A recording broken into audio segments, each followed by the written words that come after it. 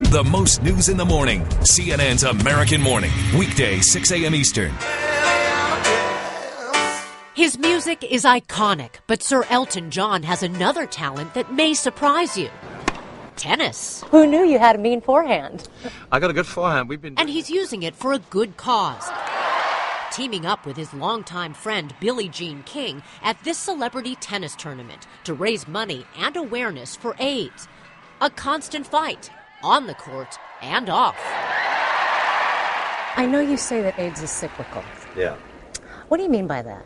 Well, it seems like every 10 years another generation goes up that you have to re-educate. Is that frustrating for you? It is. You have to go back and start all over again and say, no, you can't do this. You must have safe sex. You must use a condom. The 62-year-old openly gay music legend was not an active AIDS advocate until he met 14-year-old Ryan White in 1986. The Indiana teen was expelled from his school because he had AIDS. John became so close to the White family, he gave them financial assistance and was at Ryan's bedside when he died. What was it about that little boy? Well, because, I never heard Ryan complain about having AIDS. I never heard him whine or be miserable. He carried everything with such dignity, and it just taught me about humility, how my life was completely out of whack. About 6 months after Ryan died, I began to change my life. Was there a certain point at which a light bulb then went off in your head? I wanted to give something back. I mean, I'd lived a charmed life, taking drugs, drinking, having unsafe sex. At a time when I should have been so much more well-behaved, I should have had more morals. After Ryan died, I thought I can give something back. I've come out of this HIV negative. I've got to do something positive. That something positive was the Elton John AIDS Foundation. In 17 years, EJAF has started programs in 55 countries and has raised more than $150 million.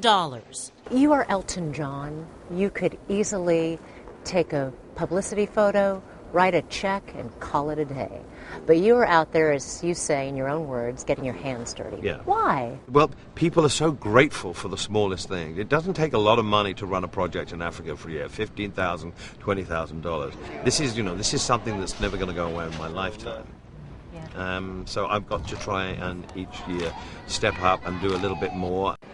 Even when it means supporting other causes, like Andy Roddick's foundation to help needy children. He doesn't want to just come and play. He wants to know exactly where the money we're raising is going, how it's going. He always calls 2 or 3 days later and says, what's the total tally? How much did we raise? Really? So, yeah, he's just really involved in the whole process. Why? John says, why not? You're in the trenches. You're traveling all around the world, not to mention you've got a day job already. At a certain point, do you ever think, maybe I can pass the torch? No way. I mean, I have the greatest lifestyle. I have the most incredible life. I do what I love to do. I play music. I write music. This is part of my life now. Once you've seen people suffer like this, you just don't ever think of stopping. I'll be doing this to the day that they put me into the ground, because I love doing it, and I just want to try and make a difference.